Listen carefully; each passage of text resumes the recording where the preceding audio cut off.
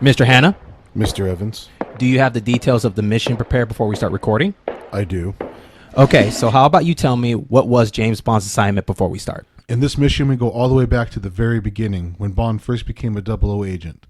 Bond quickly finds out that there's a terrorist using henchmen to blow up different companies' assets in order to rig the stock markets and make millions of dollars. This is Casino Royale.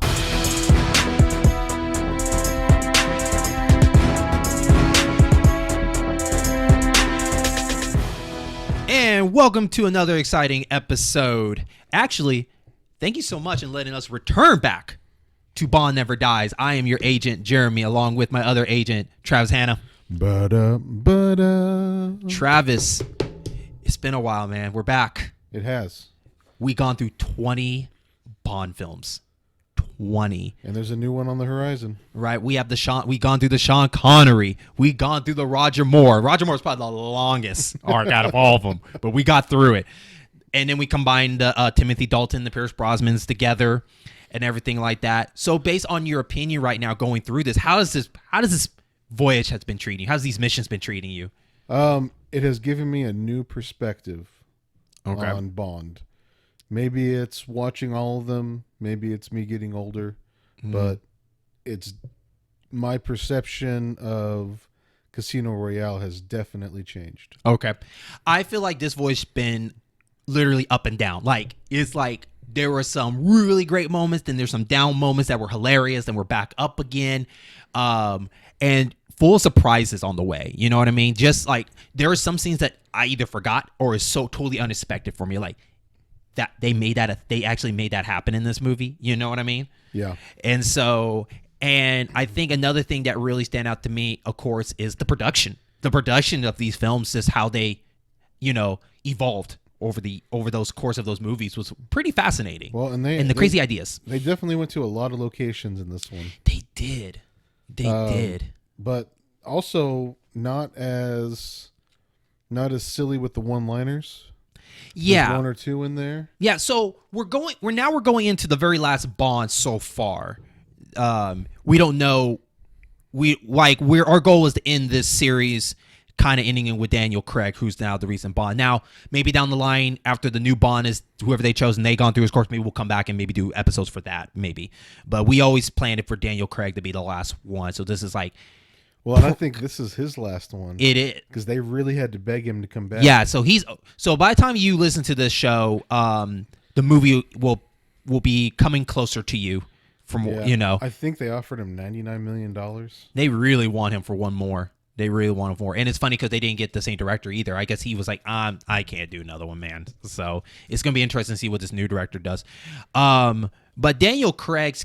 What do you think overall Daniel Craig brought to the table that was a little bit different from everybody to you? I think it goes back to Sean Connery. Okay. He's a little more stoic, a little more playful, not goofy, not silly. Sean Connery not having a lot of gadgets. Okay. He doesn't have a lot of gadgets. But overall, I think he's a fantastic Bond, and I've said that from the beginning, that I really like him as Bond. I just don't like that his gadgets kind of give away details that will happen later on in the movie. Okay. I will add to your Sean Connery and say Timothy Dalton was definitely a drop in there, too, of the straight-to-the-point action and some of the straight, get-to-the-point of stuff, because Timothy Dalton did that a lot in Living Daylight and License to Kill. You know what I mean? I would say, I want to say there was not that many gadgets in those two movies. Not enough to really Timothy Dalton's car had gadgets on. He had skis. Okay. No, you're right. Yeah, the car. Yeah. I guess that was more for the cars, but him personally, I guess maybe he didn't have that much. You personally, personally, maybe I'll have to go back and listen to them and whatnot. But just when it comes to straight action, especially License to Kill, where he had less. Probably didn't have that many gadgets in that film, but it was just straight to the point. I felt that with Daniel Craig's character. Definitely more physical. I guess that's the more key word for that one.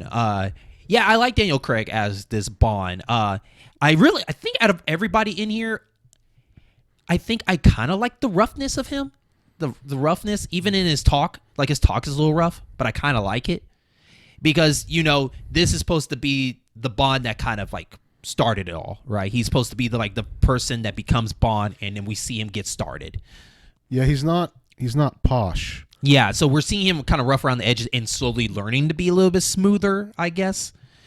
Because when we go into this movie, his first movie, Casino Royale, we'll definitely be talking about some things that definitely stood out to us compared to the other Bonds, and some of the things are different. One of the things they said, though, is the fact that because Die Another Day, that the company was relying too much on the CG and the 3D stuff, which you slowly start seeing that with Tomorrow Never Dies, actually. Oh, yeah, for sure. Yeah, it just wasn't heavy as, Die Another Day did it. And it's kind of good that they're kind of pulling that back a little bit. Actually, pull it back a lot. I mean, there might be small hints of 3Ds in certain places, but they're not enough to really say, oh, that's 3D. You know what I mean?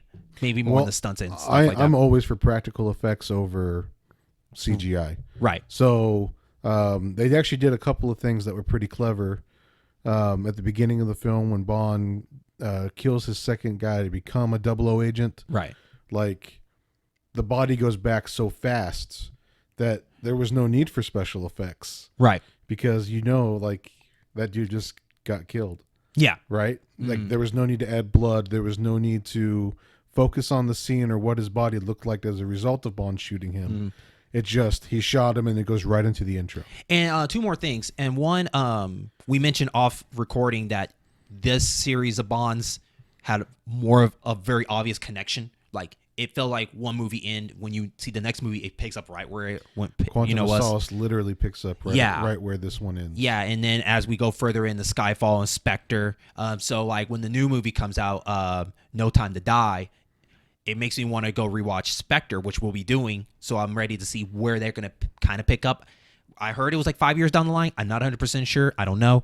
But one of the other details I want to mention is that, what do you expect from the new movie? Yeah, like going down this road, what do you what are you thinking about going down this road? Let's go through your mind. Well, I wasn't a fan of Spectre and Skyfall. Okay. In which it was the opposite with me, except for Spectre. Skyfall, I was a big fan of. Yeah. So I'm hoping that if this is in fact Daniel Craig's last Bond film, that he goes out on top, and that this is the pinnacle of all Daniel Craig Bond films. Okay. I am looking for which villain in this one stood out the most, because the villains, except for Skyfall, for me personally, they've been a little lackluster, especially when we watch Quantum again. I don't remember if there was a villain at all. So, you know what I mean? So it'll be interesting to go back and see which one actually, out of all the Bond villains, which one stood out the most. And that's going to be interesting when we do our top 5 best villains, to see which Bond had the most iconic villains and what stood out. Because, Timothy Dalton didn't really have time to really have one. Pierce Brosnan, I think, had me personally 1 or 2. But it's the Sean Connerys and the Roger Moores. So, okay. So let's go ahead and get ready for this mission. So let's start out with something a little different. Black and white. Yeah, man.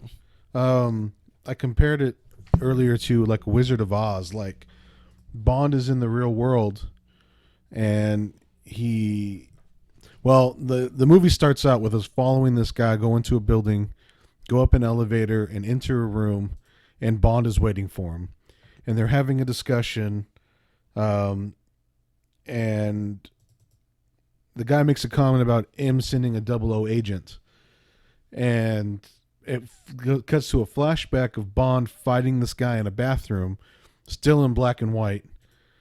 And, they're both getting pretty beat up, but Bond is, really messing this guy up.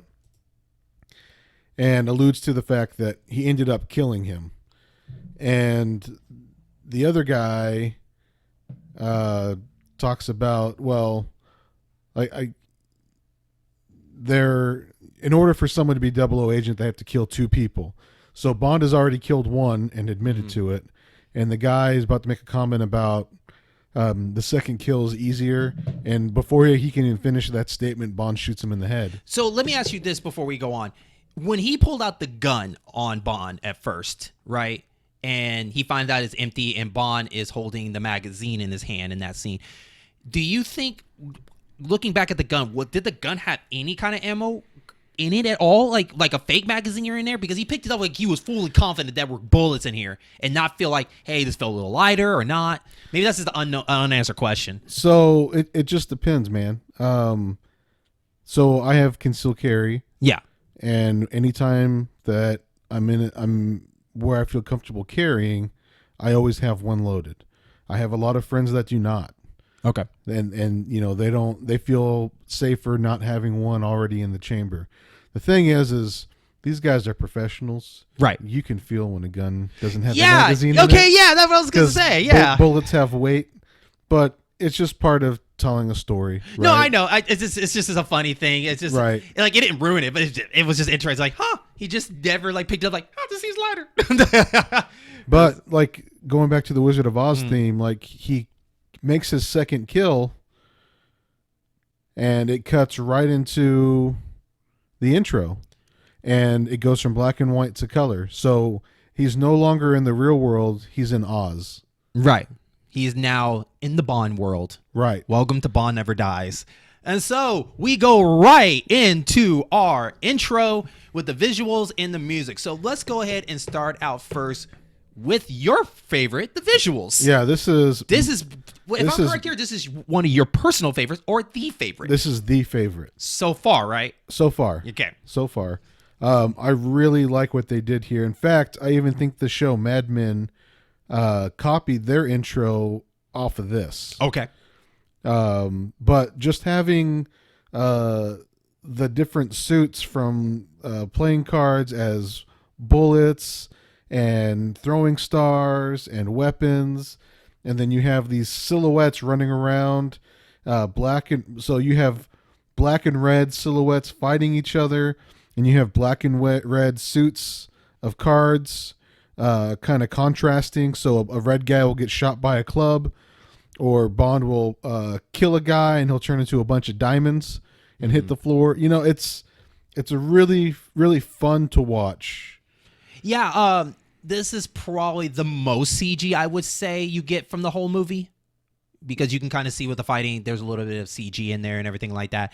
I do like the fact that it is cards and stuff. I wish, though, and maybe 100% wrong, but I never saw like a roulette spin in this scene that I feel like is missing. I feel like a roulette spin would have been somewhere in there. Well, the whole thing is this is. Oh, there we go. I got my wish. All right, it's there. All right, yeah. Well, you said casino. Well, right, but at the time that this movie came out, Texas Hold'em was actually becoming very popular. Yes. And is still very popular to this day. Yeah. So normally, I believe Peter Sellers did a Casino Royale where they were playing Baccarat. Yeah. And here they're playing Texas Hold'em. Okay. How do you feel about the song?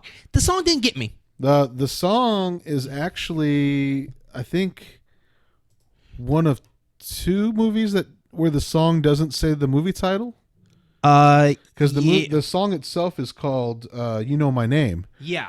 And I guess you don't really need to say that in the song. I guess I don't know. Well, I mean, you don't need to say Casino Royale in the song. That's true too. But we believe it's this one and Octopussy are the only two movies that did not say. Yeah. But at the same time, spoiler for later in the movie,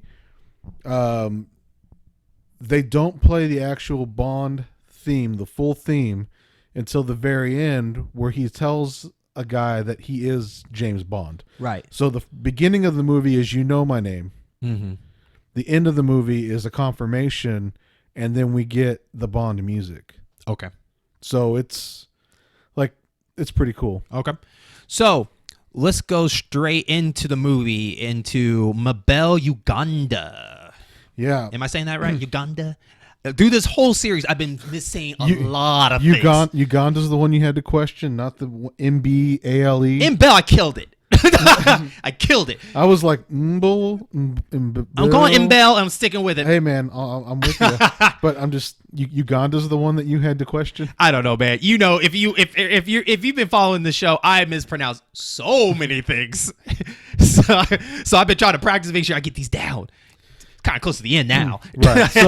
So we're in Uganda, and there's like a military camp, and there's a old Englishman talking to like a general, and like there are kids with AK-47s, and they're talking about some kind of deal. We're not real clear on what it is quite yet, but basically these Ugandans are going to give Mads Mikkelsen, who plays Lashif, and will be the main bad guy throughout the story, like crates of money.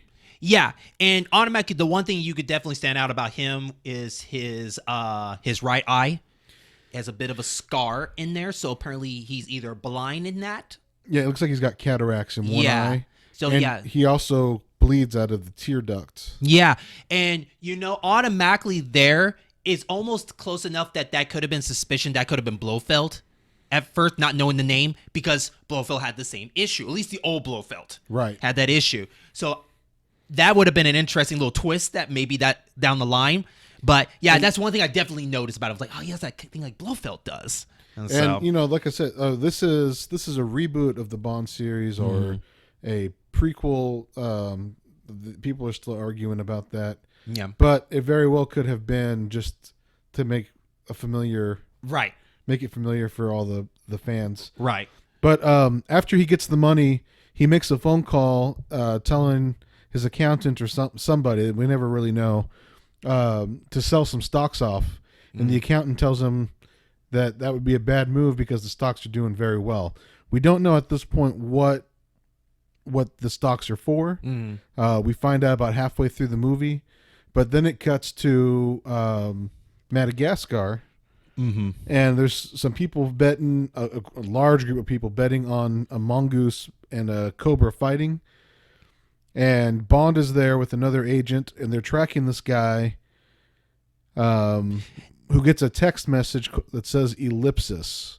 And so the guy makes the bad guy they don't really give his name, but he's got scars on his face from like a explosion or fire.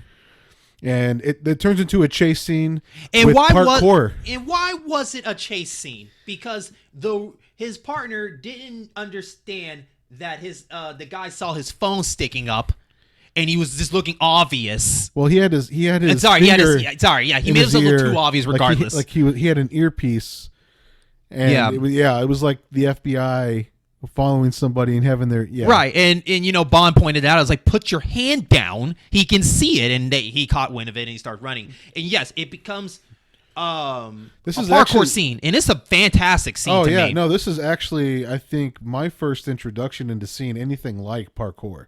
Yes, I think you're right, because they did a really great job. That kudos to that guy. He really, really showed up. Like, I was actually more exciting for him. Actually, I was excited for him. I hope he gets away. Because he was just going awesome. Well, and I just wanted, like, man, how was Bond going to catch that guy? Right. That dude just literally hopped a fence. Right. And Bond, had to climb over the fence. But one thing I love about this chasing, though, really showed that Bond is not invincible. And we've seen that back in the old Bonds where, Bond's not really running, but somehow you can catch up with him and no problem on certain things. But here, it felt like that he really had to think outside the box how to get him, because speed wasn't his thing. Right. And so Travis, what are the things that he chased him through? So he chased him through. Well, they're in a construction zone. Yeah. And Bond ends up getting like a bulldozer and going after him with a bulldozer, and then the dude just starts climbing scaffolding. And is like, Bond is having a hell of a time trying to keep up. He's fighting guys that have blowtorches while this guy's trying to get away, and they eventually end up where the bad guy is on top of a crane. Yeah. Bond gets on the hook of the crane and shoots the counterweights off, so the crane hook will take him all the way to the top like an elevator. And then they fight on top of the crane. And if that's not crazy enough, like the dude gets the better of Bond and then jumps down to another crane Yeah. and then onto the roof of the building and runs off again. And I'm just like, Bond is just like, are you fucking kidding me? And I loved it too because probably one of my favorite scenes is actually when he tries to land the same way that the parkour person, and he just got hurt really bad from it. And I loved it because at the time I was like, okay, cool, he's not invincible.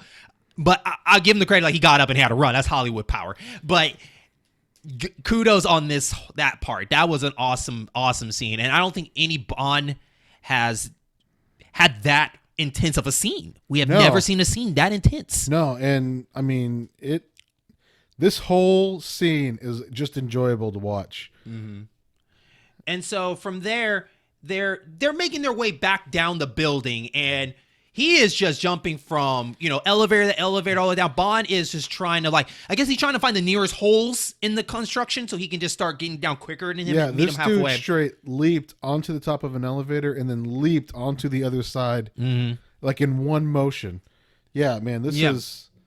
Yeah, so after all that, he managed to believe he got away.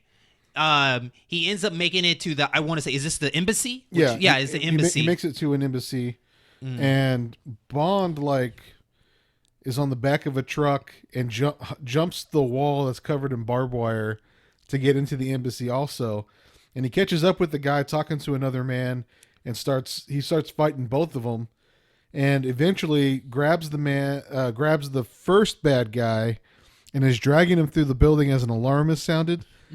And guys are just shooting at him all over the place, and he's fighting guys. He's dragging the first bad guy.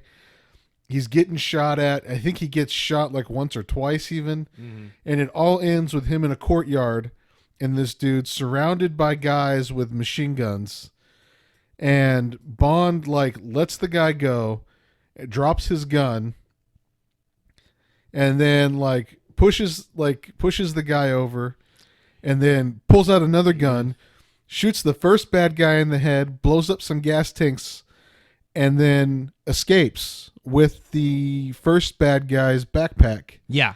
Which had a pipe bomb and the cell phone where he finds out about the text message that says ellipsis. Okay, so let's stop here for a second. Let me ask you this. This is actually the first fight we actually see Daniel Craig fight as Bond. So I'm pretty sure it's a gimme here, but out of all the Bond fights of their first premiere, how did Daniel Craig do to you? Did he kick ass? Did you think he was pretty good? Well, we saw him fight in the beginning in the bathroom scene. Okay, I meant actually but and I'm sorry, let me rephrase it. How do you feel about him actually in time fighting in this? Oh, I thought he did a great job. Okay. I thought he did a great job. Okay. All right. I thought he did too. Definitely well done. Whoever choreographed that did a really good job. It was a believable. It wasn't like superstar power. You know what I mean?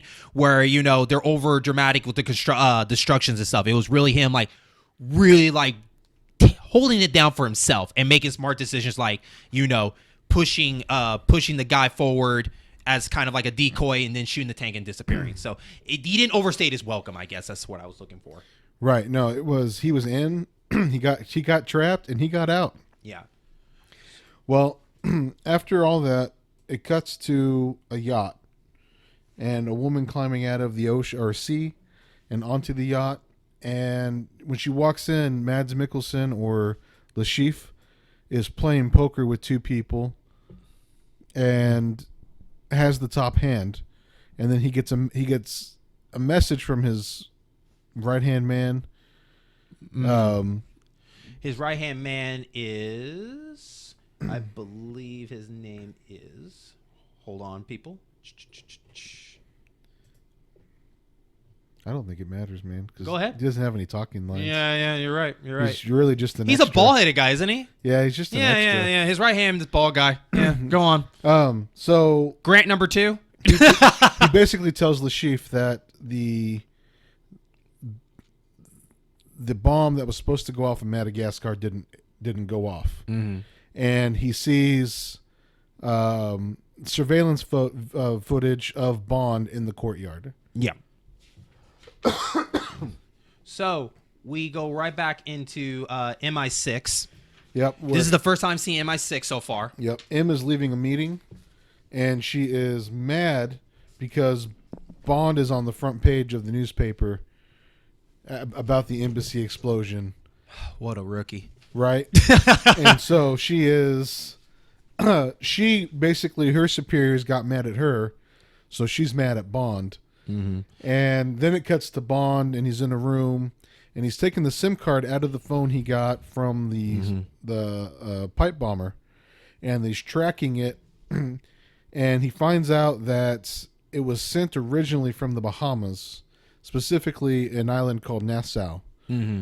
And as soon as he's done figuring all that out, M actually walks in, and you find out that he broke into M's house to use her laptop to get access to view information from MI6. Yeah. To be able to track this guy down. And it's interesting about this because M, played by Judi Dench, is now in this reboot per se. And her first premiere was actually in the Pierce Brosnan's. Right. With GoldenEye. So this is an interesting thing to think about as we continue on. So she's very upset.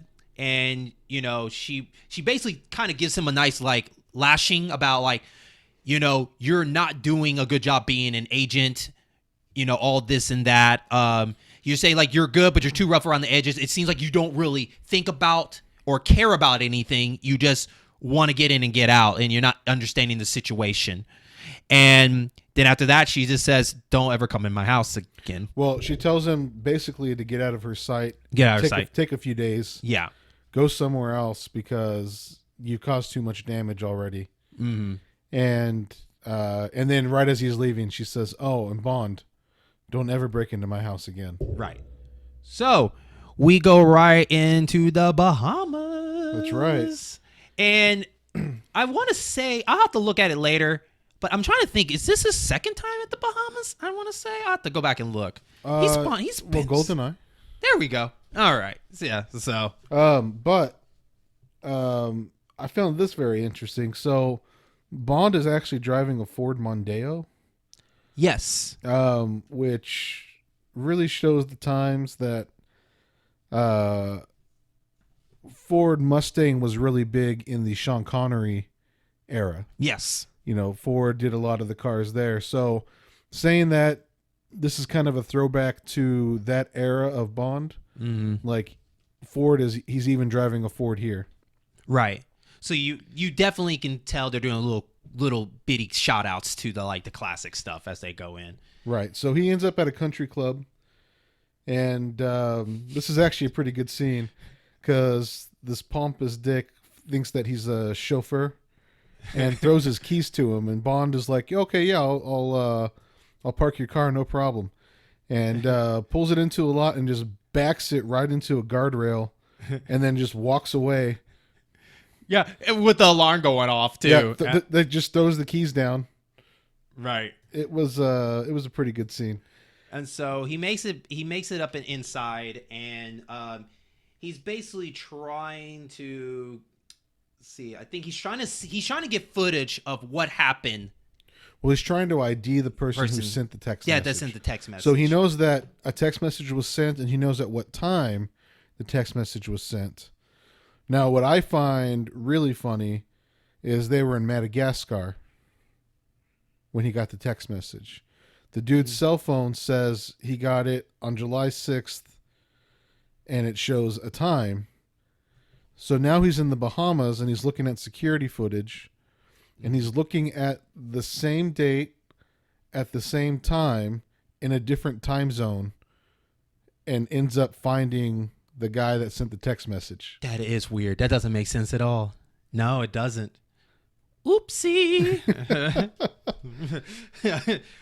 But either way, he ends up, I believe he ends up discovering Le Chiffre was associated with, well, he sees this guy getting out sorry. Bond is, okay, sorry. Go on. He sees a guy get out of an Aston Martin DB5. There we go. Which is another throwback to Sean Connery. Yes. And as soon as the guy gets out of the car, he sends a text message and walks right into the resort. And like I said, it's at 1912, which is 7:12 in the evening. So I don't know what the time difference is, but there's no way that the same time in Madagascar would be the same time in the Bahamas. Right. Right. So who was the guy? The guy's name is Demetrios, and he is actually working for the chief. All right. So Bond, through flirting with the resort Clerk. Yeah. finds Receptionist, whatever. finds out where he is, and Bond goes and kinds of like spies on him,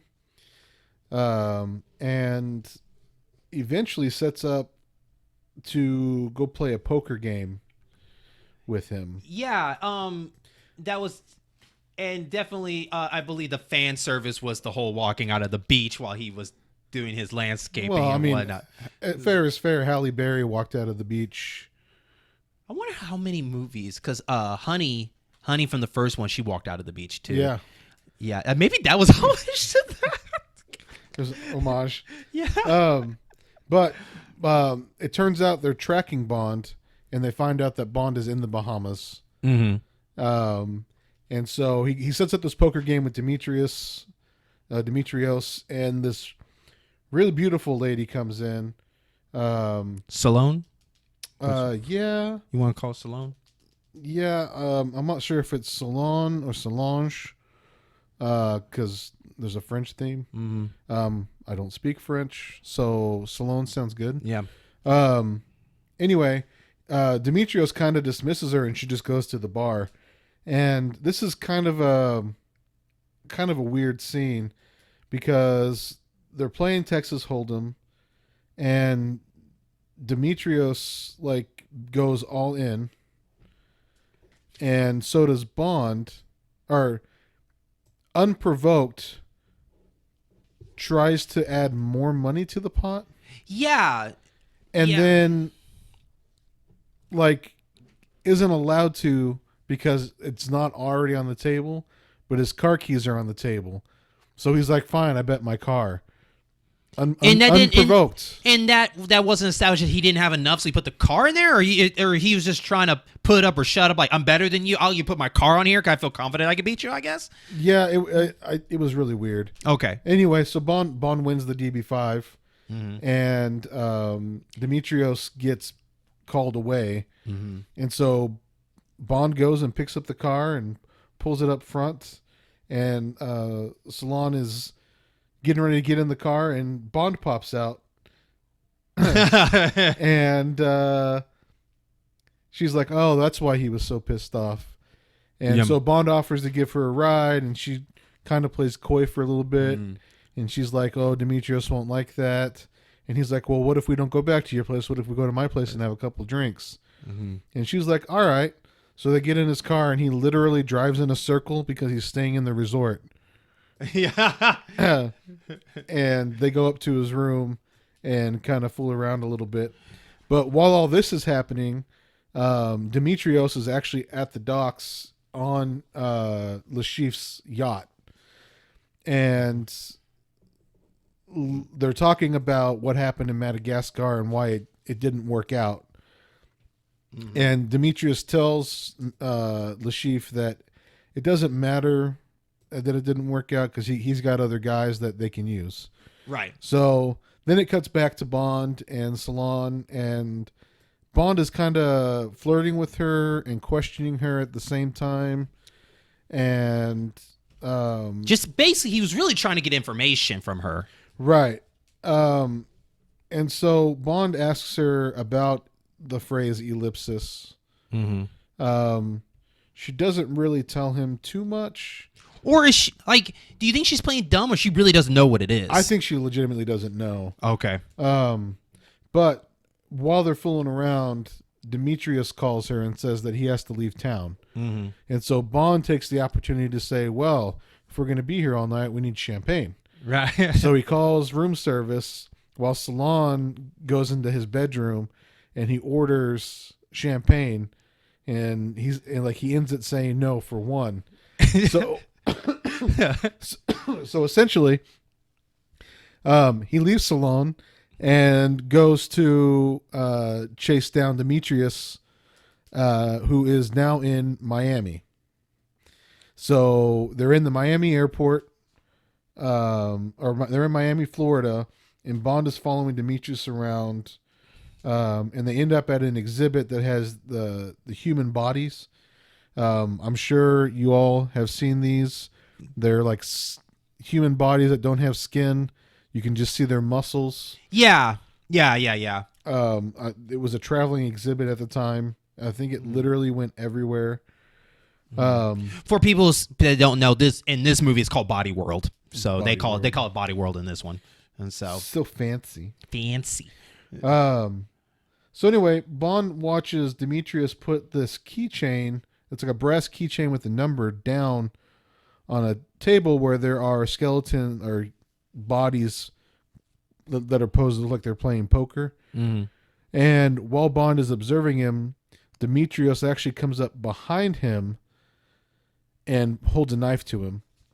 And this is kind of a neat little scene where they kind of very smooth fight each other. They're really trying to gain control over the knife and trying to stab each other. And Bond ends up prevailing and laying Demetrius down. Yeah, and granted, just to let people know, there's people all around them walking, looking at stuff, and they're like almost like in the middle of it all. But they did it so quietly that like no one noticed. Right. And I mean, John Wick 2 was kind of ridiculous when he and Common, are you talking about the train scene? Yeah, they're shooting at each other. Yeah, in the mall. yeah. Like, that's crazy. I would believe this over that. Okay. But anyway, so Bond gets his cell phone and he sees the text message that says ellipsis. And mind you, this is 2006. There are no smartphones.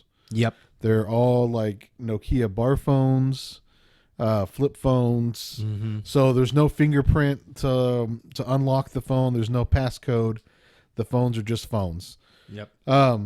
So if you're a real Bond fan, you should already know that. Bond looks up at the poker table and the keychain is gone. And he runs outside and he sees a guy holding a bag, rushing off, and he follows him to the Miami airport. Mm-hmm. He is following this guy, and the dude ends up changing into a security uniform and entering a private area that Bond doesn't have the passcode for. And so he immediately calls MI6 trying to get a hold of M because he believes this dude's going to blow up the airport. Right. And so Bond figures out that maybe ellipsis is the password for the secure area, hangs up with M, tries it, and gets in. And this leads to probably another cool chase. So this is actually, I would argue, probably either the longest or second longest action scene in the movie. So the bomber like activates the sprinkler system, causing panic. And while everyone's panicking, he goes into the security guard area and steals a gun, and then starts walking towards the airfield and kills a guy who is driving a tanker. So it's got jet fuel in it. Mm-hmm. And Bond is like chasing this guy down. And in the meantime, MI6 finds out that there's a new type of airplane being unveiled that night. What a coincidence. And it's obvious that this dude is trying to blow up that plane. Mm-hmm. So this whole scene, man, Bond he's on the back of the truck. He almost gets the dude sideswipes the tanker into another vehicle trying to get Bond off. Bond leaps off and like barely misses being run over. And then he manages to get back on the truck. The police are chasing him. Cars are getting blown around by airplanes, taking off. It's a really fun like chase scene. Yeah. So with all that, Bond actually almost went to his death. He managed because he almost got kicked out of the car, but he noticed that under the car was the bomb, like this keychain bomb, right? The bomb is disguised as a pocket flashlight. Yeah. And it's on a carabiner. Yeah. So he saw that, and then when he got up, he finished the fight and everything like that. And Bond ends up knocking that guy out of the car. Yeah. And stopping the tanker from hitting the airplane. Yeah. And so after he got out, after not blowing up everything, the cops came, arrest him, pin him to the car, and then from the distance you saw the bomb guy just over there smirking, everything like that, and then he pressed on his phone to set up the bomb. Realized that the flashlight bomb was actually on the hook of his pants, his little belt loop, and he blows up. And that was a very, very smooth way to get out of that situation. So, yeah, and so it cuts to Lashif's yacht, and Lashif finds out that the airport finds out what happened at the airport and that the plane didn't get blown up. Mm-hmm. And he's talking to his accountant from the beginning of the movie. He's overdue now. He says he's lost $101,206,000. He's overdue now. So we're finding out more and more that he is trying to manipulate the stock markets, mm-hmm. But we don't know why. Yeah. Right? So it cuts to Nassau again, and Bond arrives in the helicopter. But we also forget to mention that he said that someone talked. Remember that. He did say, like... You're right. Yeah, he said someone talked. Now we get to find out who was the person that talked. Lashif thought someone gave him up, and so Bond arrives back in Nassau, and Salon is dead in a hammock. And M tells him it's probably because Demetrios wasn't around to question, because he had killed Demetrios earlier. Yeah. And basically, she also mentioned of she believes there was torture before killing for that. And it's almost at the point right there. If you really look at Bond, you're trying to determine, like, does he really care, or is he trying really hard to hide his emotions? What do you think? Like, I think he really cares, or that he takes it serious that she is probably dead now because of him. Okay.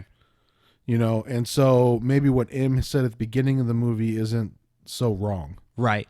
And to make sure of that, Bond follows M to a gentleman that has a device that inserts, I believe... It's just a tracker. Inserts a tracker in his arm. Yeah. His left arm. So what Bond mentioned, like, are you here to keep an eye on me? Make sure, And she agreed. Well, and then we find out that M tells Bond that the chief's whole plan was to sell the stock he was talking about earlier was the company who made this airplane, mm-hmm. The one that was going to get blown up, and it was going to cause that stock to plummet, and then that business to go under, and so he would have sold at the peak and made millions of dollars, mm-hmm. hundreds of millions of dollars. Mm-hmm. But because of Bond, that didn't happen. It almost feels like the villain from Tomorrow Never Dies, per se. Like, he's doing all this crazy stuff so he can just get hit, go for the big win. Well, we're finding out that Lashif is actually using his client's money mm-hmm. to make these bets and these gambles. Yeah. So the money he got at the beginning of the movie is being used. He's trying to make money off of it. Yeah. And that's going to come back and bite him. All right. So M basically tells Bond that Lashif is behind everything, and that he'll be at Casino Royale, and that she's sending Bond to go after him, basically, and that he will be disguised as one of the 10 chosen poker players to compete mm-hmm. in that poker tournament. All right.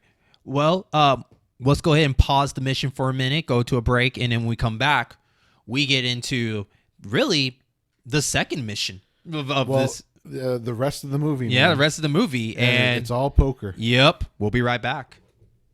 Hey, this is the network creator Jeremy Evans, and I want to say thank you for listening to this episode of the show as part of the In-Game Boss program. And if you enjoy this, then you should definitely check out all our other great content we have on this network. Remember, you can always follow, subscribe, leave a comment, or concerns because we would love to hear your thoughts. And lastly, enjoy the rest of the show.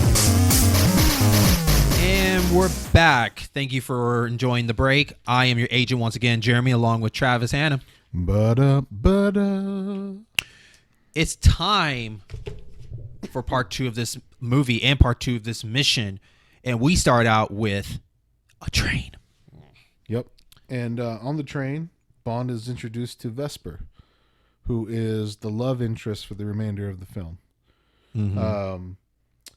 I believe he says, he says, so you're the money. And she says, every penny. So it's kind of like she's Money Penny. Okay. She's approving the funds that Bond is going to use to participate in the poker tournament. Mm-hmm. And she kind of lays out the rules that he has $1 million or something like that. Mm-hmm. And that she's going to give him half. And if she deems it necessary, she'll release the other half. Okay. And they kind of flirt back and forth and size each other up. And then it cuts to them in Montenegro. They're getting into a car, and Bond is reading their fake identities. And it was a pretty funny scene. Yep. Yeah. They were basically portrayed as a married couple. Right. Real simple. But then when Bond gets to the hotel, he's like, hotel room for Bond, or hotel room for Bond, but it's under beach. Yeah, and Vesper immediately gets mad because he already blew their cover. And he justifies it as Le Chiffre already knows who he is. And that actually comes back later on when Bond goes to play poker. Right. The chief shakes his hand and says, oh, Mr. Beach. Or is it Bond? I get confused. He says Mr. Beach, I think. Yeah. Well, yeah. no. He's like. Oh, the whole line. Sorry. You fooled me with that. So, yeah. So, yeah. So Bond is totally right. But before they get to any of that, Bond is actually given a package because Vesper is mad that Bond blew their cover, and she just goes up to the hotel room. In the package Bond gets, he gets a set of keys, and he walks out to the parking lot and gets into an Aston Martin Vanquish. And this is 2006 was the first year for the Vanquish in this body style. I didn't know that. Okay. And it was a really big deal in this movie for him to have it because it was so new. Mm-hmm. So they end up going to meet up with Mr. Mathis. Is it that you wrote down as Renee? It's Renee Mathis. Okay. He's called Mathis throughout the yeah, movie. I was making sure I said the first name right. I was that's interesting. I didn't catch his first name actually. And so Renee Mathis basically demonstrates what he's capable of doing, and Le Chiffre has a lot of friends on this island, and Mathis is actually setting them up to be arrested so that they can't be used against Bond.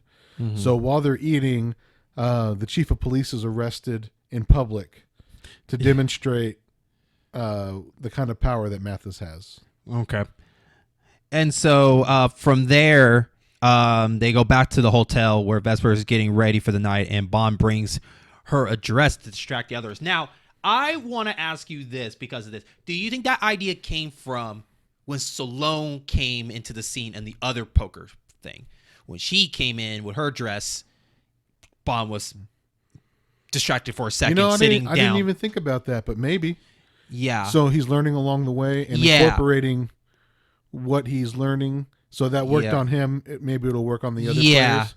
Yeah. Huh, that's a good thought. I never even considered that. Yeah. And then it got reversed on him when Vesper said, I got you a suit. Well, she bought him a dinner jacket, and it's a black dinner jacket. The impressive thing is he already had the pants to match. Yeah. And so from there, it feels like too with the relationship right now is they're really trying to like Like, I don't know. I don't know if one up each other is the type term for it. I think it's just flirting. Yeah. They're playing around with each other. Going back to the conversation on the train about their childhoods and all that kind of stuff. But it's nice. It's good. It's a good dynamic between the two of them. Right. And so Bond goes off to the poker tournament.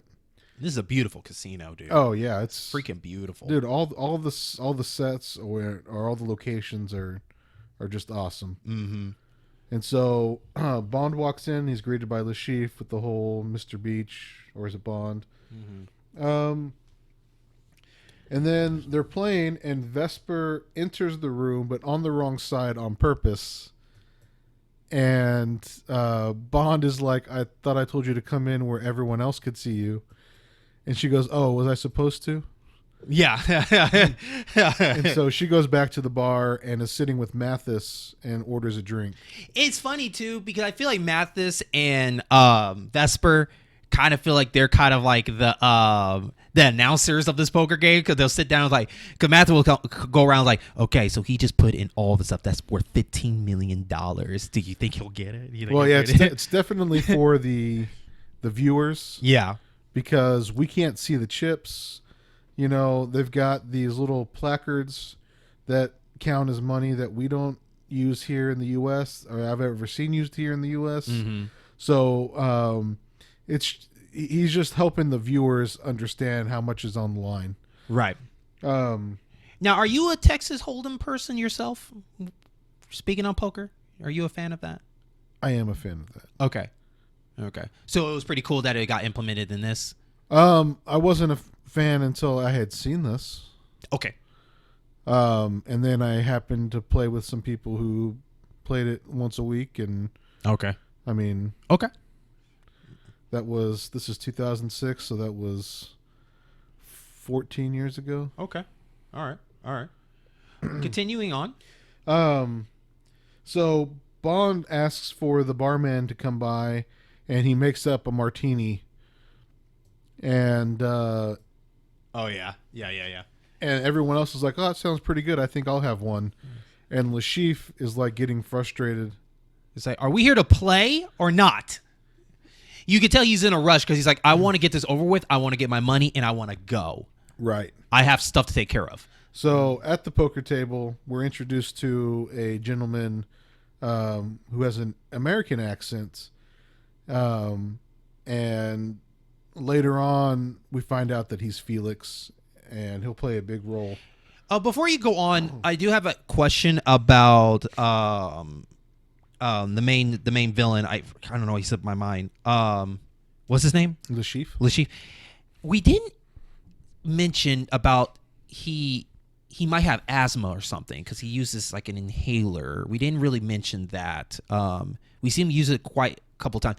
Did they ever mention that? Why he had that at all? I assume it's for his eye condition. Okay. Like while he's trying to play poker, he's trying not to have a tell. Okay. But yes, and Bond ends up walking away from the table to talk to Vesper, and Mathis gives him a tracker, and they go back and they play a little bit more, and they end up 4 hours have elapsed, and they take a break. An hour break. An hour break. Like, that's insane. I couldn't play for 4 hours like that, but I don't have millions of dollars to play with. So when you got millions of dollars on the line. Yeah. Yeah, you'll play as long as you want. I mean, that's a whole new life. Right. So they take a break, and Le Chiffre leaves his inhaler because he gets a message that he's needed back in his hotel room, and Bond takes the opportunity to slip the tracker inside of the inhaler case. Mm-hmm.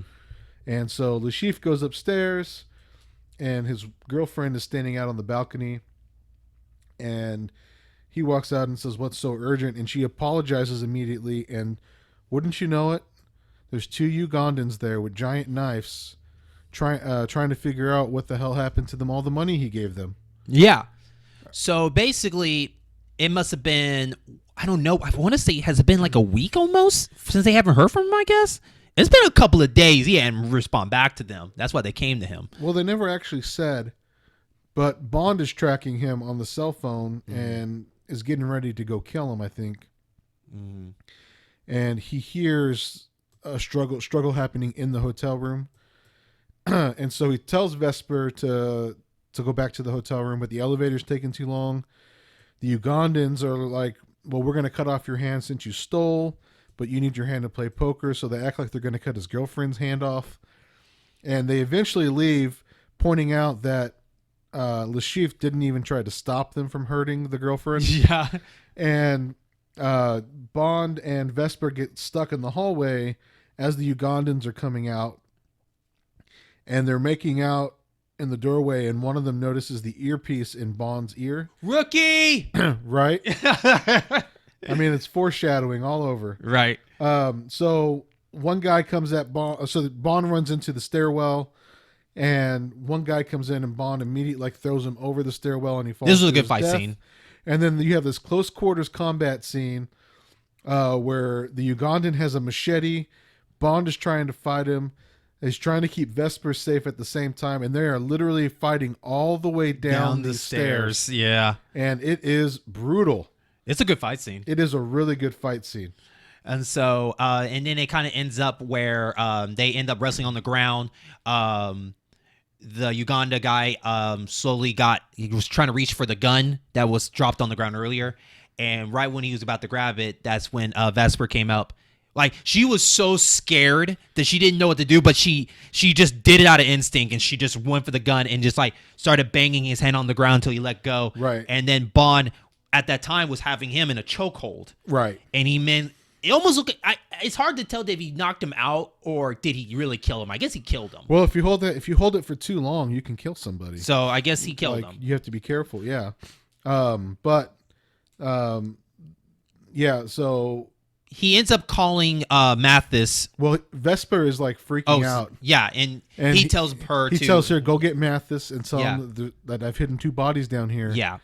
And then Bond goes up to his hotel room. Right.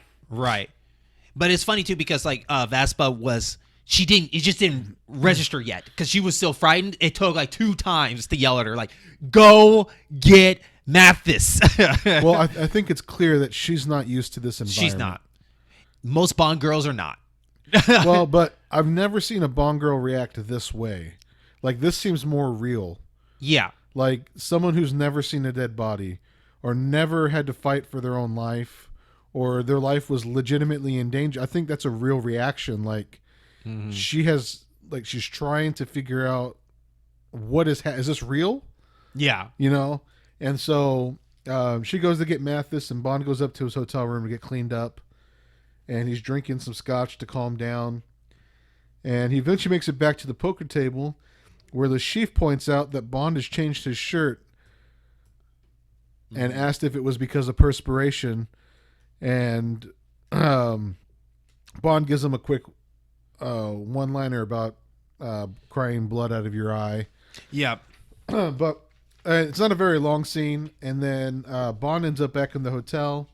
And he sees a wine glass that has been broken, and he can hear a shower going. And when he walks in, Vesper's in her dress in the shower.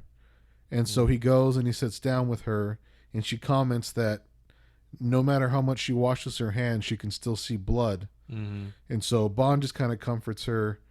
And that's probably one of the best. It's a really important scene in this film. It's really good. I think this is the turning point where Vesper realizes that what Bond does is real, and Bond, it's a moment that they have where their relationship is solidifying. Yeah, because this is the first time Bond actually cared for someone. Well, right? He lost Salon. Yeah, but he didn't. I think he didn't really care enough for that. I think he was sad that she died, but not enough this caring. You know what I mean? Well, yeah. Yeah. That's the only thing. This one he actually put some effort in because he hasn't worked long enough with a woman, I guess, to really clarify that. I guess you know what I mean? Yeah.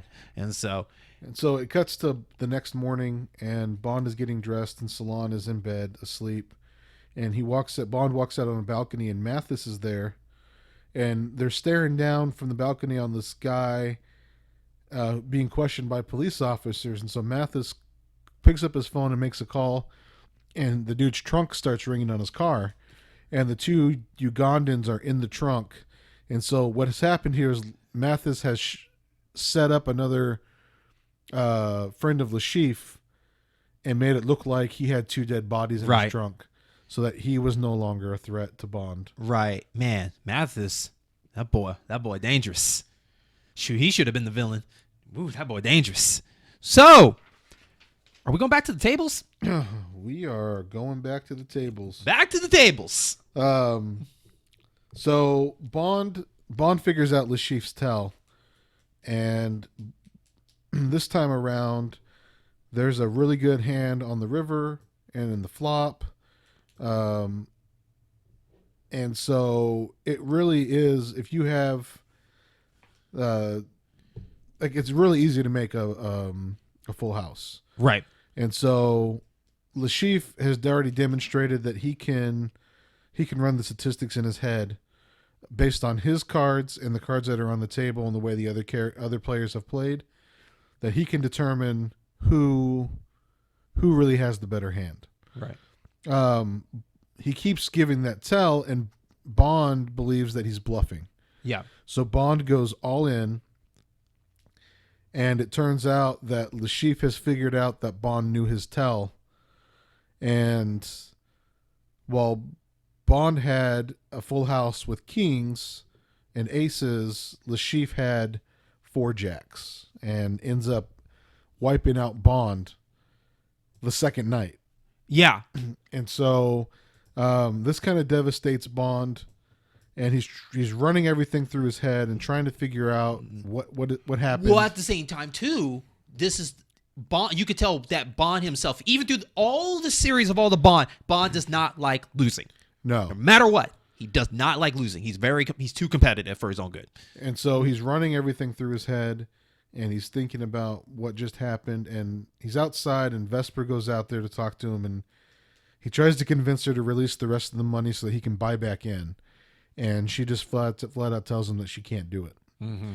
And so what ends up happening is Bond, not feeling like there's any other option, I love this part too. I love grabs a knife off the table and follows Lashif as he's leaving the casino floor.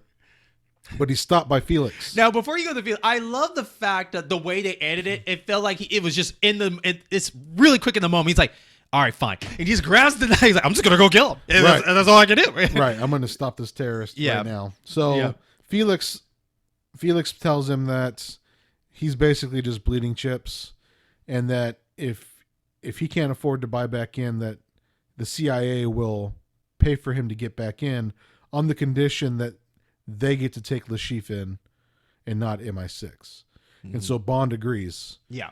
And so Bond is back in the game. And we return back to the poker table. And so this time, Lashif is shocked at the moment. He's like, why are you here? What? Well, and Lashif is the chip leader at this point. Mm-hmm. So Bond, I believe that this is the part where while they're playing, the next big thing happens, because you notice that Bond started like kind of crushing a little bit. He was getting frustrated. So while that's happening, Lashif's girl was at the bar, and apparently while one of the waitress was going to grab the drinks to go get for Bond, she slipped something in the drink that we noticed. And so right.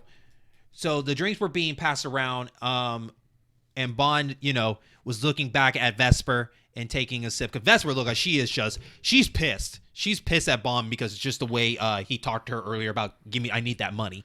So when Bond took the drink, I want to say it took about a minute or two for it to slowly activate that he was slowly kind of not in his right mind as everything was kind of starting to get blurry.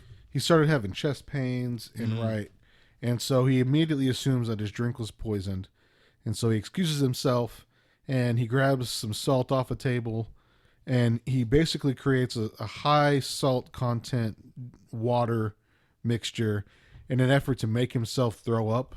I didn't know that actually works. to try and get the poison. It has to be a lot of salt. Okay. Like, I don't think there was enough salt out of the salt shaker Okay. that was going to do it. Okay. I just didn't know. I have to probably ask you after the show. Like, I just don't know. I didn't know like that was a thing that can actually do that. That was pretty crazy. And so that doesn't work. And so he runs out to his car and he gives himself a shot of adrenaline. And before we go into that, let's talk about the car. What are the stuff that we saw in the car before this? Because we know that for the listeners, Q Branch kind of dissolved and it got left with Pierce Brosnan basically for the last thing. So there's not going to be a lot of stuff, but we're going to try our best. So for this Q Branch, basically, not really that much. He has a defibrillator. Okay. And he inside also had a gun. It was a silencer. That's it. That's it. No big deal. Yeah, that's it. But this is the part that to me hurt this movie, this film, and everything, because you mentioned before that they did a bad job of giving you gadgets that were too obvious to know at one point some like an event is going to happen to Bond where he has to use this. So it was basically sitting there waiting on when he was going to be poisoned, and it kind of hurt a little bit, or he was going to have a heart attack, or something there. Right. Yeah, and it would have been better if like they found a different way to work around that. Right, because I mean it's 2006. Defibrillators weren't really standard in places like they are now. Mm-hmm. But I mean, he could have electrocuted himself, RoboCop style, or something. Yeah. You know, it would have been cooler. Mm-hmm. It probably would have been jumping the shark, but Right. I would have rather that than, hey, here's a badass car with a defibrillator and adrenaline needles. Hell, I would even buy the fact an ambulance came on the crossby and he ran up to it and used it. I don't care. Right. Yeah. So his tracker is tracking the fact that his heart rate is speeding up, and so they contact M, and they're walking him through using the defibrillator, and they're telling him, you know, you only get one charge, so you got to wait till the whole thing is charged, give yourself another shot to keep yourself awake, and then once it's charged, activate it to jolt your heart. Well, he keeps hitting the button, and it's not working, and he looks down, and at some point, the device has become unplugged, and he passes out. And at that point, Vesper runs out, is like to his rescue in the car, plugs it back in, and like electrocutes him to start his heart again. Mm. And he's just like, "Oh, are you okay?" And she's like, "Am I okay?" So after all that, it's time to go back to the poker table. Right. So Bond goes back to the poker table, and Le Chiffre makes a comment, and right as Bond is coming back, Felix is knocked out of the poker tournament, and Bond just says, "I'm sorry, that last hand nearly killed me." And Le Chiffre is just staring at him like, "You son of a bitch." He's like, "Well, no one killed this guy." So people are getting beaten out of the tournament. They're raising the blinds. Up to $1 million, if yeah. I'm correct. Yes. It's like $500,000 and $1 million are the little and big blinds. Mm-hmm. But Bond, like, this is where it's the put up or shut up, because it all started by one guy going all in with $6 million. Followed by another gentleman that matched that, called it. You have two aces, and you have 4 cards on the table that are spades. Yeah. Then go ahead. So Le Chiffre, Bond bets big. Yeah. And Le Chiffre is like questioning, like, why is he betting big? And we see Le Chiffre's cards, and he's got 3 aces and a 6, or 1 ace and a 6. And so he has a full house. So he knows Bond doesn't have 4 aces, right? Mm-hmm. And so he ends up matching Bond's bet. And it turns out that everybody at the table had really good hands. Everybody really had a good hand. Bond had the best hand with the straight flush, 4 to 8. And so he had the top hand, and he won all of Le Chiffre's money. So He was pissed. Yeah. And so The eye was twitching. Felix goes after Le Chiffre. Bond and Vesper go have dinner because Felix told him that the CIA didn't care what happened about the money, about the winnings, because they were just interested in Le Chiffre. Mm-hmm. So Bond's a millionaire now. Right. And so they're having dinner and they're talking and they're getting a little bit more personal.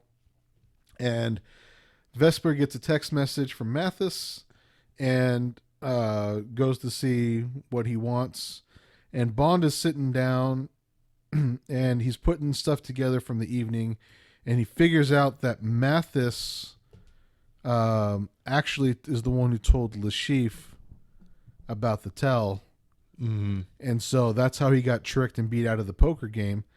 And he knows that Mathis is not the guy they thought he was. So Bond gets in his Aston Martin and is chasing after Vespa because Mathis's goons have basically kidnapped her.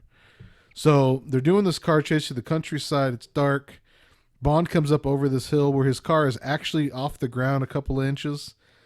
And laying in the road is Vesper. How did they do that so quick? And So fast. in an effort to not run her over, Bond swerves the car, which causes it to roll a whole bunch and just demolishes 20 it. times. And so these guys pull Bond out of the car, and you find out that it's Le Chiffre's men, and Le Chiffre verifies that Mathis is actually his friend. And so they take Vesper and Bond to like this little shipyard, and they're in this old rusted out boat, and they've cut the bottom out of this chair, and they're stripping Bond naked and tied up, and they're putting him in the chair, and essentially Le Chiffre has a fat knotted rope that he's going to use to smack Bond's nuts with. I had never seen a torture like that in any movie. No, this was actually Le Chiffre talks about torturing people isn't about being gruesome or mean. It's about there's simpler ways to get your answers or get what you want. And this is one that he uses. So he basically swings this rope around. It goes under the chair and just knocks his nutsack. Mm-hmm. And he's wanting Bond to tell him the password that he gave at the beginning of the poker match so that he can get access to the money and pay back the people that he's taking money from. Yep. And so this is probably one of the best scenes in the movie because he is getting tortured. Yeah. And he still does not lose his sense of humor. And so Le Chiffre has hit him a couple times, and you can tell it hurts.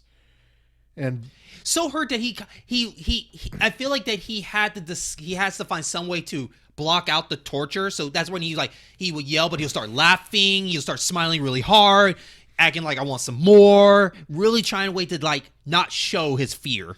Right, and he eventually says, I've got a little itch down there, would you mind? Mm-hmm. And Le Chiffre hits him, and he is screaming in agony, and he's like, no, a little to the right. And so Le Chiffre hits him again, and then he starts laughing. He's like, now the whole world's going to know that you done scratched my balls. And after that, Bond hears Vesper screaming in the background, and there's some gunshots, and a man walks in, and Le Chiffre is begging. He's like, no, I can get the money. It's not. And before he can finish saying anything, the old British guy that was in Uganda at the beginning of the movie shoots Le Chiffre in the head. Mm-hmm. And Bond blacks out. Yep. And he kind of comes to a little bit, and he's in a hospital, and he can see Vesper, and he can see Mathis. And he's saying, no, not Mathis. Don't leave me with him. And then he blacks out again, and when he comes to, Bond is sitting in a wheelchair, and Mathis is asking him a bunch of questions, and makes up this concoction that he claims he's supposed to give him, but Bond suspects that it's poison. And right as he hands it to Bond, These two guys come and tase Mathis and drag him off. So we don't know who they are. Like, we don't know if they're MI6. We don't know. Spectre. We don't know. And so Vesper shows up, and Now, I'm not going to lie. I thought at first some of this was all a dream.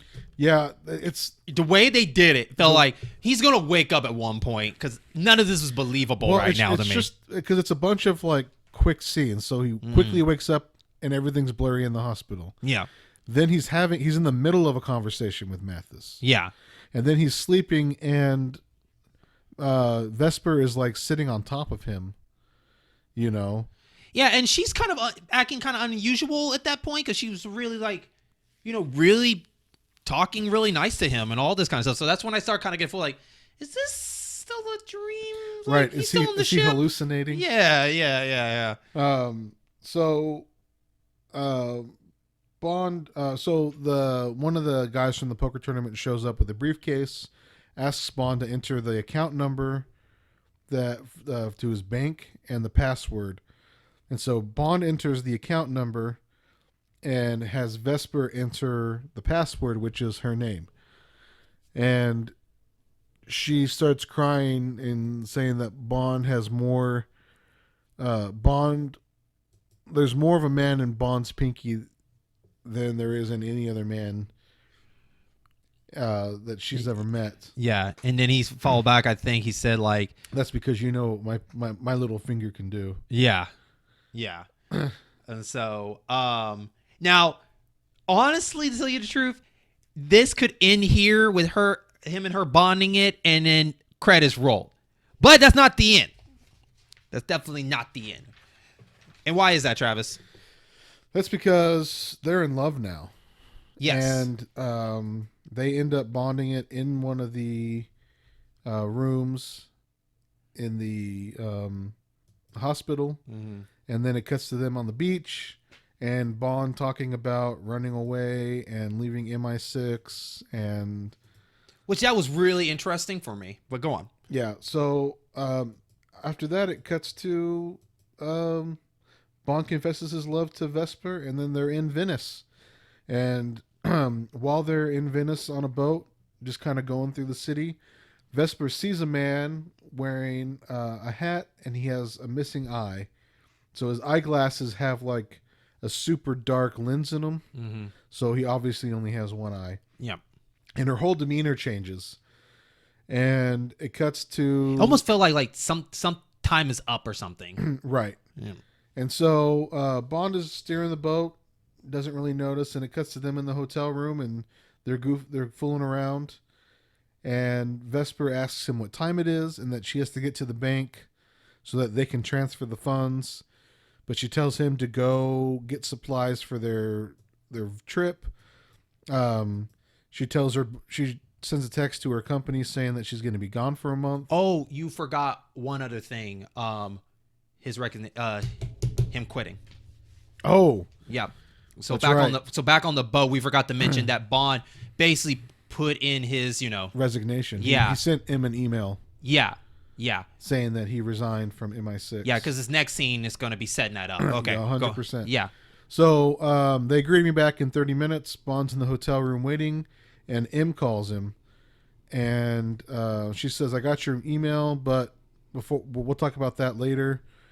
She says the treasury is there, and the funds haven't been transferred yet. And Bond plays it off as, oh, you mean they actually wanted that money back? Okay, we'll do it this afternoon. So then he goes down to the bank where Vesper was supposed to be.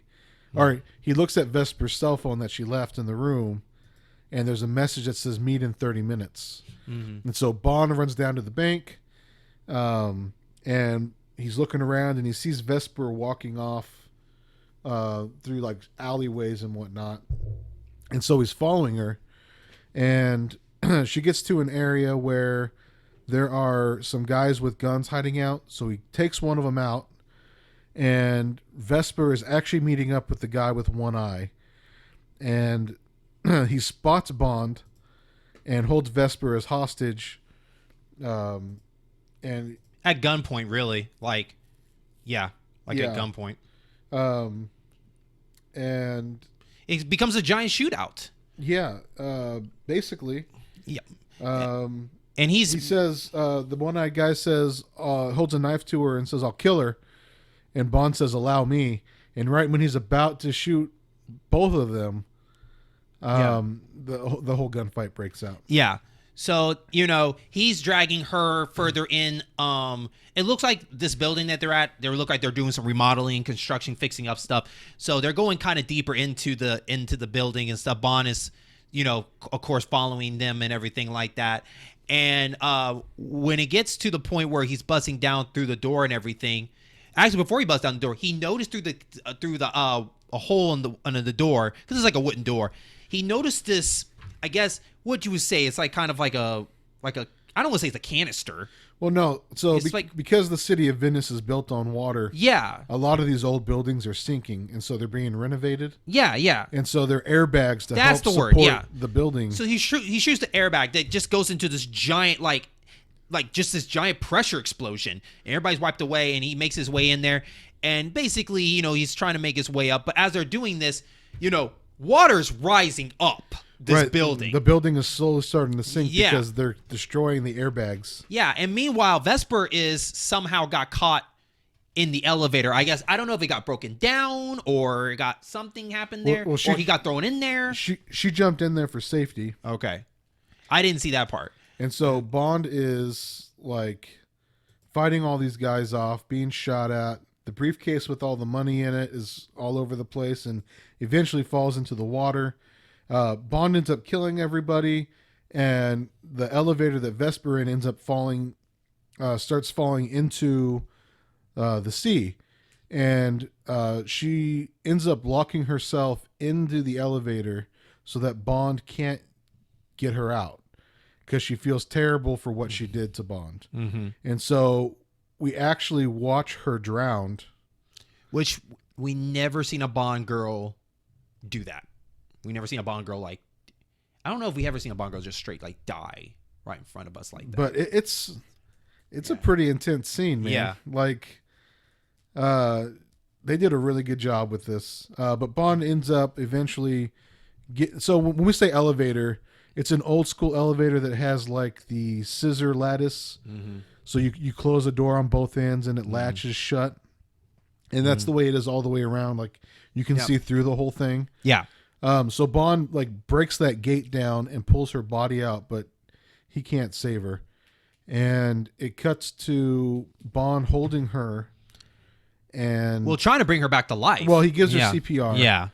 But when he realizes he can't, he kisses her one last time. And the British guy from the beginning of the movie in Uganda, the one that killed Lashif, is standing up on a doorway looking down at Bond, and he's holding the briefcase with all the money in it. Mm-hmm. And so it cuts to Bond and M talking, and M explaining that Vesper's boyfriend was kidnapped and was held ransom, and that Vesper was trying to save him and was going to transfer the money to the one-eyed man in exchange for her boyfriend. Mm-hmm. But the reason Bond wasn't killed on that ship after they killed Lashif was because she exchanged the money for Bond's life instead. Okay. Yeah. So Bond ends up calling her a bitch, basically. Yeah. And that he's ready to get back in the game. Mm-hmm. And so he hangs up with M, and he gets a text message about a Mr. White. And the text message says for Bond, Mr. White, and it has a phone number. Well, Bond tracks Mr. White to this estate that's overlooking the ocean. Mm-hmm. And he calls Mr. White, and it's the British guy from the very beginning of the movie and the one that killed Lashif. And Bond, when he confirms that it is Mr. White, Bond shoots him in the leg and says, "My name is Bond, James Bond." And then cue the music. It cuts to the credits and the music. The original Bond music. So that is Casino Royale.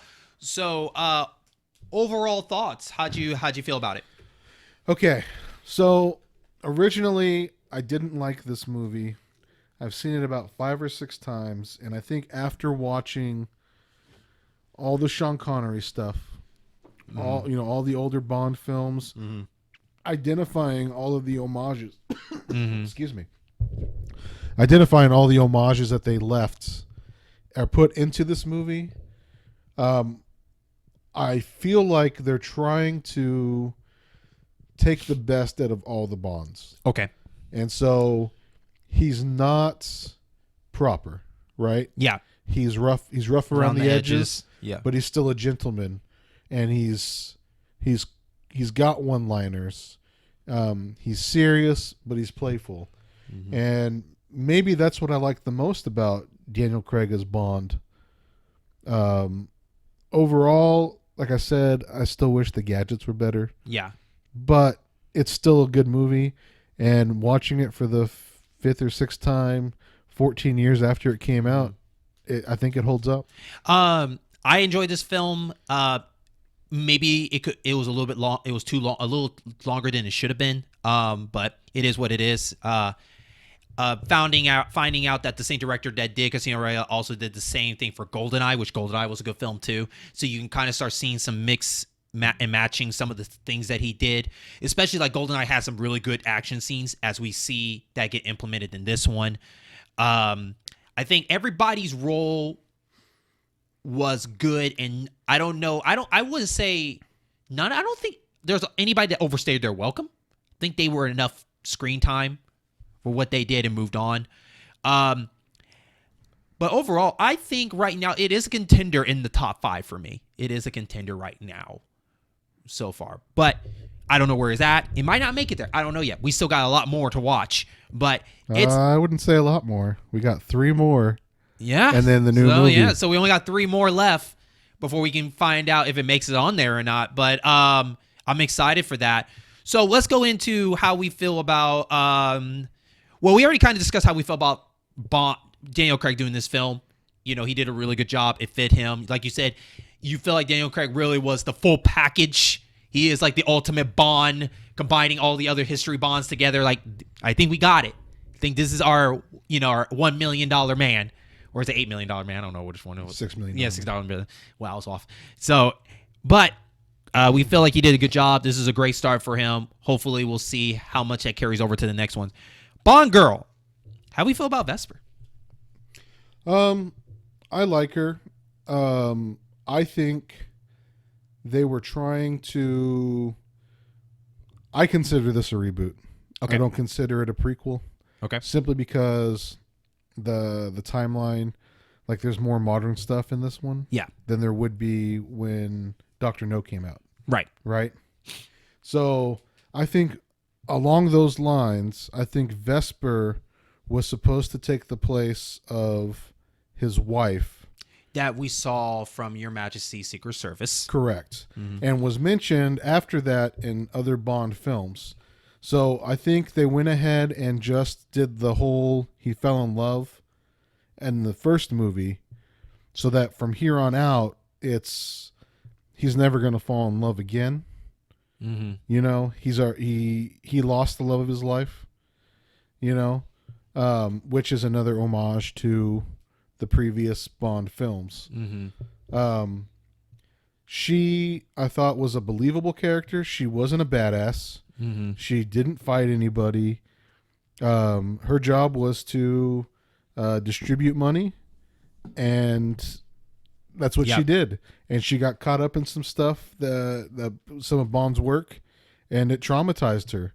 Mm-hmm. And I think that they did a good job showing all that. Real down to earth kind of character. Well, it's a more realistic approach, you know. I think she is one of the few Bond girl characters that we have seen they invest a little bit more in. They invest her a lot more than a lot of the other ones. Back in the day, you know, they were just eye candy. Then they start getting some work, like, okay, we'll have you fight a little bit and everything like that. But they never really got the bonding so well with the other Bonds, right? This is the one they really tried hard for the bonding. Even Your Majesty's Secret Service, I feel like she was there, but there wasn't enough Bond to be believable that they got married at the end, right? There was a montage with them shopping and falling in love, and this was half of the movie was dedicated to their relationship and dealing with everything that's happening at Casino Royale. And so, yeah, it's more deep for sure. Is she to you a contender in the top 5 for you? Is she a contender? I think we're going to have to redefine what that means. Okay. Because I think we were looking at it as far as like badasses. I guess I was looking at it as, did she play her role well? Okay. As the Bond girl, did she do a good job and was she a good effect for the movie? But we'll sit down and talk about like the guidelines of what we're looking for. In that regard, yes. Okay. All right. Bond villain. Le Chiffre. Honestly, I think he was just there. He didn't really, you knew what he was doing, but Bond, it felt like more like it wasn't towards Bond. It's just more like Bond was in the way of what he was trying to do, and he had to deal with that. Well, I think they spent more time showing the relationship between Bond and Vesper, and didn't show Le Chiffre actually torturing anybody. You know what I mean? Like, yeah, it was a lot of talk, but no showing. Well, I mean, we know that he has no problem killing people. Yeah. Right? And he has no problem torturing people. It would have been interesting to see him actually get his hands dirty. Yeah, that's what I'm and saying. Not just when it came to Bond. Yeah, that's why I feel like it was talking, no showing. Because we could have saw a torture with Stallone. We could have saw just a little bit to show like how important this money is to him that he is doing this stuff. It would have been nice to show a little bit more. And I would love to hear a little bit more about the effect of his eye. Like what happened there. Just like a brief talk. It would have been just a nice to know like, okay. So I didn't get fooled by, this could have been Blofeld, you know? Right. And so, but out of all the other Bond villains, I mean, he's in that category. Like, you're there, you did your job. You did your job for what the movie was trying to do. Maybe you're not going to stand out, but you were not the worst. You know what I mean? Yeah, for sure. I'd put him up there with the main bad guy from Tomorrow Never Dies. That guy really didn't do a whole lot other than tell people what to do and be like the mastermind. He did eventually get his hands dirty when he needed to. But overall, Le Chiffre was more scared of his customers than he was menacing as a bad guy. Right. Yeah. Of course, Q Branch. Well, I couldn't really put a review on it because they decided not to really do that. So there's really no point of putting like a review on it or anything. How we feel about that? Fast car and defibrillator.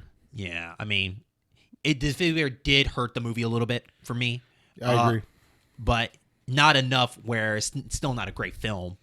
No, I can definitely overlook it because the action scenes, the fights, the characters definitely made up a lot of the film, and I can appreciate that. Yeah. So with that, we end our mission. Thank you so much for listening to this episode. But that's not all. As part of the In-Game Boss program, a network of gaming and other variety shows, we have a lot of great stuff. So while you're reading the description, down on the bottom are links to other places that you can listen to our show in the future if you decide you want to listen on Apple iTunes or Apple Podcasts or Spotify. But this is only the first Bond. 3 more to go. And then 1 due out in April. Yeah. So we're excited to get to that. But the next one is going to be, we'll be returning back to Quantum of Solace. So room at the time, we believe it is probably the weakest out of the 4, they said. I definitely did not like it as much as I'm excited to find out what are the stuff that really hurt that film and find some fun facts about that. Yeah, I definitely haven't seen it since it came out. Yeah. So, but remember, as you're looking at this show, visiting the pages and whatnot on Facebook and Twitter, remember following and subscribing really helps us, especially on Twitter. If you follow, that will really help out so you can be always updated with all the updates and everything like that. Subscribe's even better. And that really helps us out to be on the front page. And leave a comment or review. I mean, just because we're almost done with these movies doesn't mean we still can't take comments and address them and hear your thoughts and your concerns and whatnot. Yeah, tell us we're doing a bad job and why. Right. And tell us what's your best Bond movie, because when we go to the top 5, this is not going to be an easy task. This is going to be a long talk. 25 films. We got to sit here and decide why they are in our top 5. So we're excited. And if you really want to get a head start on it, go listen to our episode 0. where we tell you straight up at the beginning what our top 5 Bonds, villains, girl, themes, Gadgets. music. So when you're ready for us to hear these final thoughts, we'll see if there's a huge change or not, and we'll be posting them as we go. But with that, thank you so much, and we'll catch you on our next mission. Ba-da, ba-da.